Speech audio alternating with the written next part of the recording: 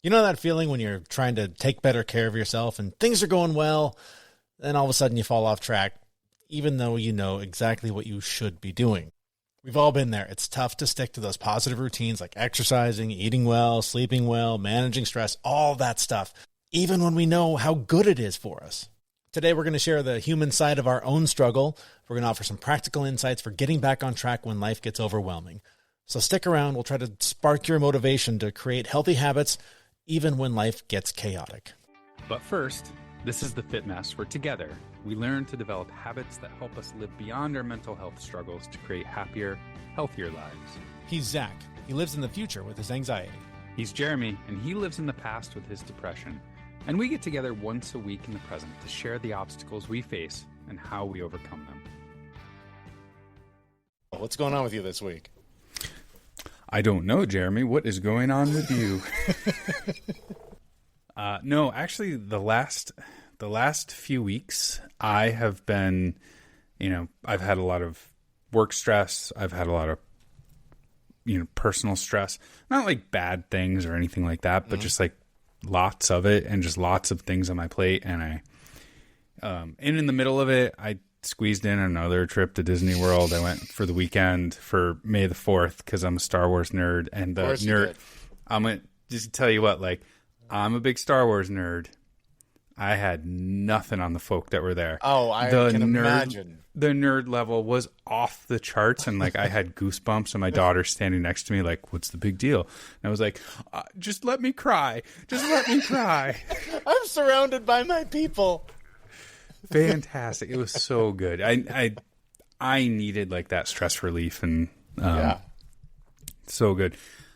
But like since I've been doing really good at the gym. Like April, I think I went back and calculated, like I made it to the gym like 65% of the week. So counting all the days in the month, I made it 65%. So that includes rest days and all kinds of good stuff. That's a big jump up from the 0 that you had going there for a while. Oh yeah, no, I had more in April than I did January, February, March. Nice, well done.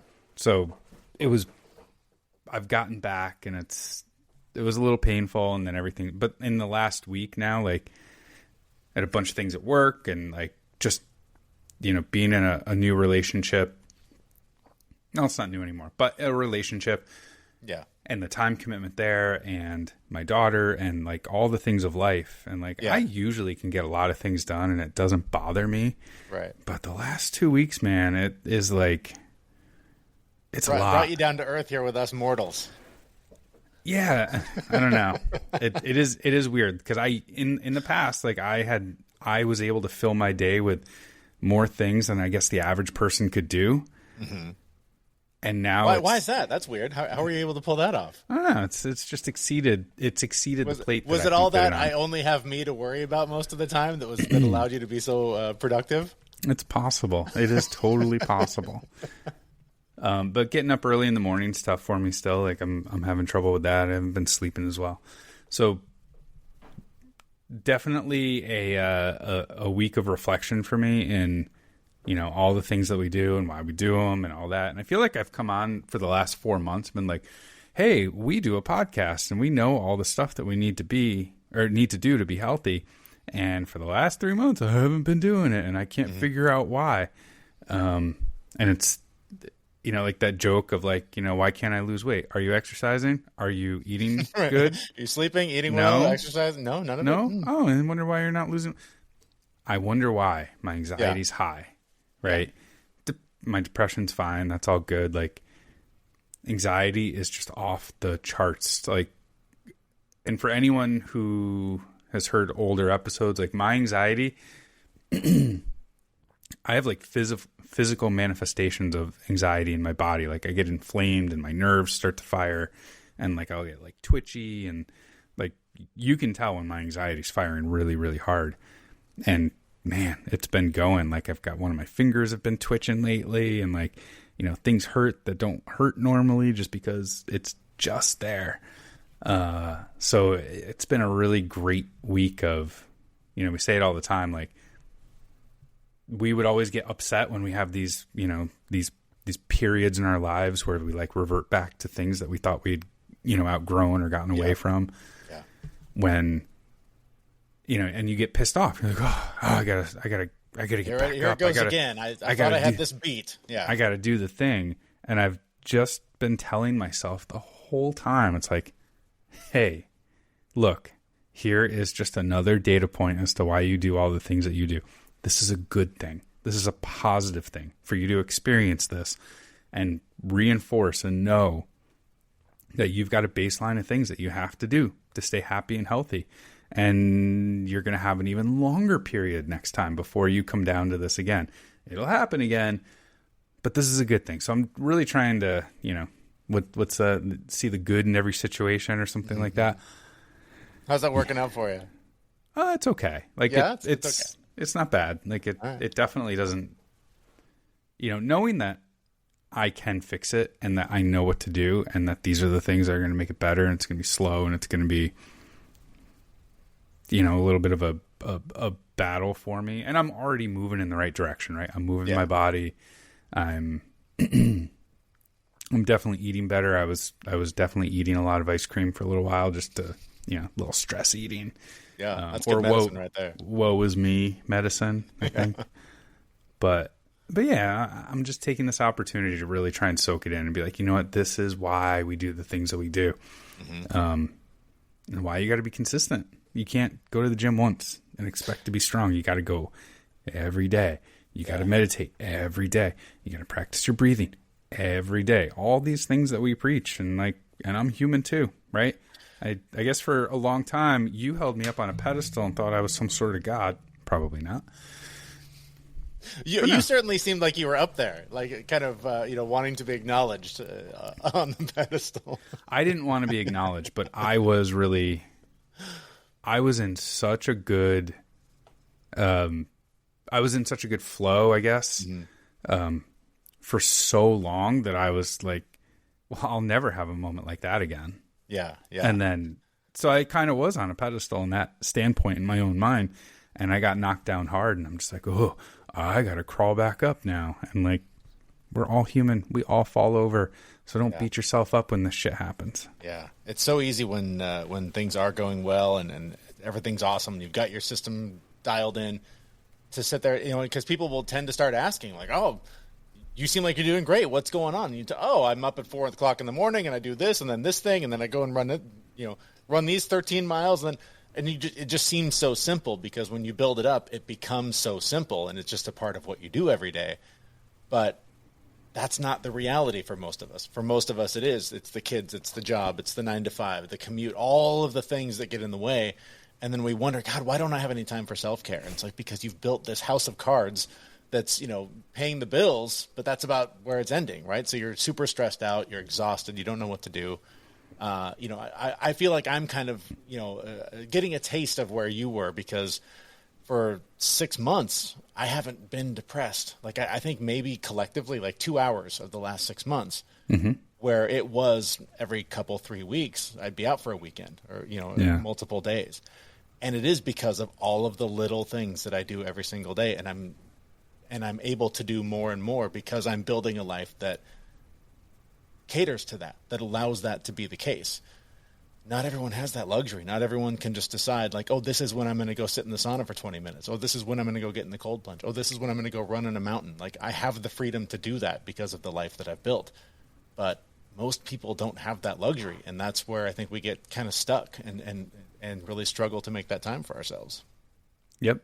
And I'm not going to say that like I have introduced things into my life that are, holding me back from doing that. I still have the time to do it. I've also been making the wrong choices over the last few months too, and like prioritizing things that I could get done later or shouldn't do in the first place. So, it's just, I was sick, not thinking right. I've got like all kinds of reasons or whatever there is, like, but now it's time to bounce back. Right. And that's the important part, is like, you will have setbacks. You're going to have these moments where things go haywire, but that's your moment to really kind of dial it in a little bit better and like, okay, where can I find the time? Where can I have a little bit of me time? To your point, you built the life that you have so you can do these things. Like, but that didn't take you 6 months. I mean, this is something you've been working on. So far, it took 47 years. Exactly. So, Well, you've actually been putting effort into introducing all these things into your lifestyle over the last, 4 or 5 years, maybe? I mean, especially with everything we did to relocate and everything. Yeah, it's been, we're coming up on 3 years since we moved, and add all of the wellness journey, that started, a decade before that. But with all this stuff, this is the thing with all this stuff. I was just talking to another podcaster about this the other day. None of the stuff that we do here, that we talk about, that like builds this life that we're so happy and proud of, none of it's rocket science. None of it's real hard, right? It's get enough sleep. Don't eat like complete garbage all the time. Move a little bit. Like doing these little things every single day eventually accumulates, and you find that, oh, wow, I feel great and things are going better for me. But it's so hard to make that time for yourself, and it's hard to know what the priority is. And there's especially if you're like me and you spend way too much time doom scrolling, all of the advice you're bombarded with is like, how do I optimize? What's the best thing? Which supplement is the perfect one? And how much sleep? And how much do I need to lift? And how often? Fucking just do something, right? Yeah. Like start anywhere. Get curious about how can I get to bed 20 minutes earlier tonight? Can I sleep in 10 minutes later tomorrow? Can I add a glass of water to my routine? Like whatever, just little crap. It is remarkable how much it builds up, and for me anyways, it's been like building communities played a big part, like just having like-minded people to help push you toward whatever the thing is that you're trying to accomplish. If you're stuck with the same people that, you use the term holding you back, that's a part of it. I think there are people that can hold us back, but if you are on this journey with somebody, if you are alone, right? Like you're the man in the arena, you're doing this thing by yourself, you can make your time a little more. You can devote the time you want to the things you want to devote it to. But when there is suddenly a partner, a wife, a husband, whatever, kids, you have to make those choices of what gets my time. Can this thing wait? And a lot of times, at least for me, I think for a lot of guys, we tend to put our stuff later. Like, let's take care of everybody else first. And I just know that surrounding myself with people that are pushing towards something better, pushing towards healthier, has been huge. And I know I'm going to butcher this quote. Probably not even going to be able to finish it, but I remember my therapist talking about, like, if you want to go somewhere fast, go alone. If you want to go somewhere that matters, like, go with people. It's something like that, where, like, yeah, you can go farther, faster alone. But if you want people to be on the journey with you, it's going to take a little longer, because there are just more variables to account for in your day and your life to make sure that everyone's needs are met, not just yours. Yeah, absolutely. You're a podcast listener, and this is a podcast ad. Reach great listeners like yourself with podcast advertising from Lips and Ads. Choose from hundreds of top podcasts offering host endorsements, or run a reproduced ad like this one across thousands of shows to reach your target audience with Lips and Ads. Go to lipsandads.com now. That's LIBSYN ads.com. You hit on something there that, like, really, like, struck me too, is like, if you know you need to do something and, like, you're doom scrolling. I added up the other day the number and cost of the things that I was convinced I needed for my bed. Oh man. So I'm sure everyone's seen, like, I'm getting bombarded with, like, the grounding sheets for your bed. Oh yeah. My girlfriend runs cold and I run warm. So I'm like, well, here's a thing for the bed. You can put it on, and, like, you can keep one side warm and the other side cold. I think I added up, like, all of these different products for, like, just for the bed was something like $12,000 worth of stuff. Right.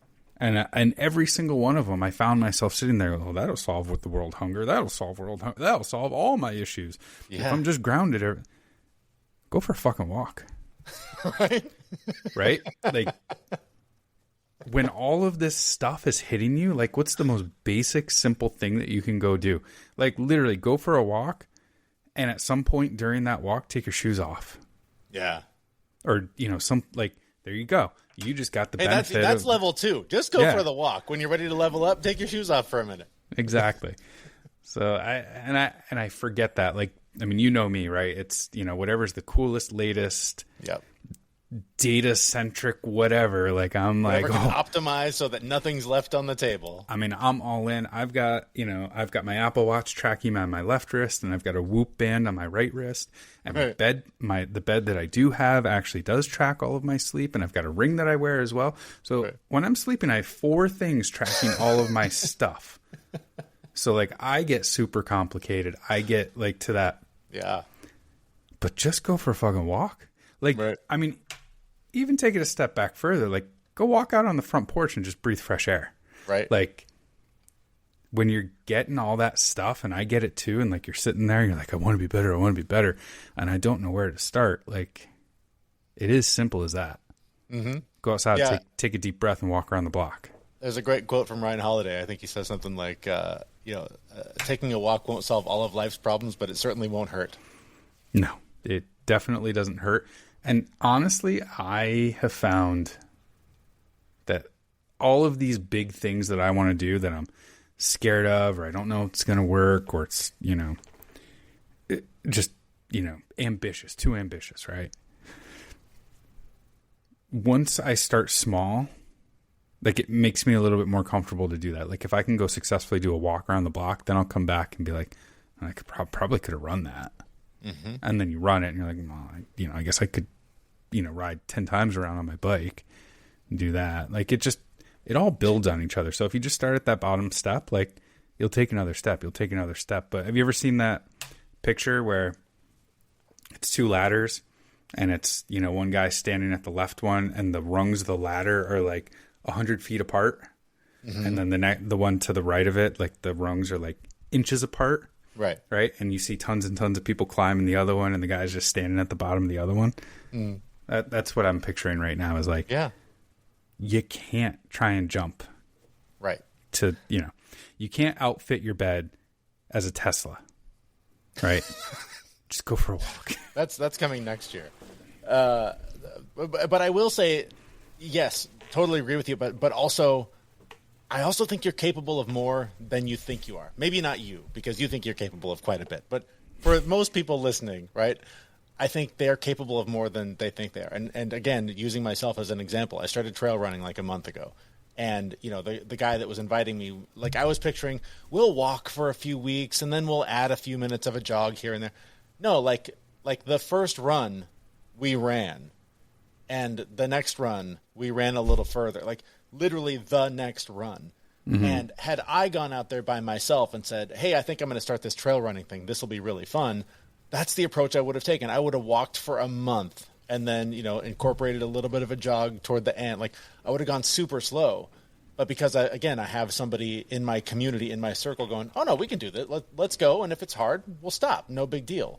But it pushed me out of that comfort zone, pushed me out, beyond the limits that I thought I had, to discover that I don't have them, and in fact can go much farther than I thought I could. So yes, take the small steps, but like if you're not the kind of person to push yourself beyond your comfort zone, find someone who will, but can do it gently so that you can discover that you're actually capable of a lot more than you think you are. Yeah, absolutely. I see this all the time at the gym with myself, like just in like, weightlifting or something like that. And a coach will just come by and my favorite story ever was one of the coaches at the gym. We were doing something and I grabbed a pair of dumbbells and I was like, I think that's good. And we had to do whatever it was, like 8 times. And like you do it and then you take a rest and you do it and you take a rest. And like I did it once. And the look the coach gave me, she was like had that like shit-eating grin on her face and she was shaking her head. And I finished it, and she walked over with dumbbells that were like twice as heavy and put them on the ground. And she's like, you're going to use these. Nice. And I was like, oh. So definitely surrounding yourself with people who are going to push you is, sometimes I avoid that. Sometimes I just want to go for the walk. Yeah. And there's a place for that. It's plenty of times when I go into the gym and whatever the robot tells me, if I can do that today, cool. But there's like 2 days ago, when I was in last, everything that was on my list, I was like, I can do more than that, and just pushed like 5 or 10 heavier and was able to do it. And I was like, see, sometimes like you just need a little shove. You need to just try. Can I do a little more than this? Mm-hmm. But, tell me that 7 months ago. 7 months ago, I didn't want to go out the door, right? Like depressed, miserable, felt like everything was at the end. I was gonna make a comment that, like, when you sent me the picture and said I'm a trail runner now, like I very genuinely laughed in like a positive way for you, right? Because 7 months ago I was like, I don't know where this is going. Yeah, and now you're like, not in a good place. Now you're like, cold plunging every day, trail running, because again, going back to it, you're doing all the things, you're doing all the little things, and it builds, and you got to be consistent. So.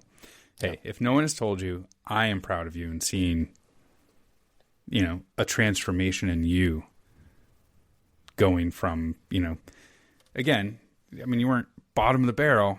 You were close. I'm just kidding. No, I was terrified. I was scared out of my mind. You've made such transformation, just like, again, doing all the things that we talk about on the show. So like you are literally living proof that what we talk about works, and you can change your whole life with very small efforts consistently. Period. Yeah. That's it. That's all you got to do. Man, if only we could sell that. We should think about that. We should think about that. I think we've been thinking about it long enough, but it's the doing it part that keeps getting in the way. Well, in the 6 years of doing the show, Jeremy, I think that's probably one of the first times I've ever said I'm proud of you and actually meant it. Yeah, I think we both had our moments of being completely full of shit, but I'll take that one. Thank you.